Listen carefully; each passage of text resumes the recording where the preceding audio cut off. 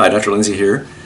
This is a 9.5-year update on repairing a sparse hairline on a mid-30s, now 40-year-old fellow. So back in 2015, this man came in having had FUE done by a reasonably well-known surgeon to his hairline. And the patient's complaint was that just wasn't enough hairs per square inch. And I would agree with that. I don't know whether not enough hairs made it, or whether hairs were placed around hairs that were destined to go away. But it was just a sparser hairline. And so we did 1,500 grafts packed around his existing FUEs. Remember, there are two options. You can take out those old hairs and move them. But if you think about trees and plants, plants don't like to be dug up and moved. They never do quite as well.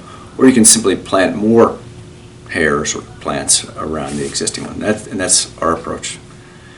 And so we packed his hair, and then I think this was back before we were super uptight on cleaning, but here he is at a week. And then here he is at 13 months. And that's pretty good. He had a bit of hair greed and talked a little bit about maybe we should put 200 or 300 more there. And I didn't hear from him. And then he stopped by about a month ago, and this is now 2024, so this is right around 9 years out from getting it done.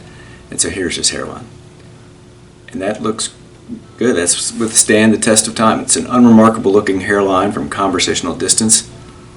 It appears he's lost no more hairs due to male pattern baldness since that time, and he no longer has hair greed wanting to add hair to the hairline.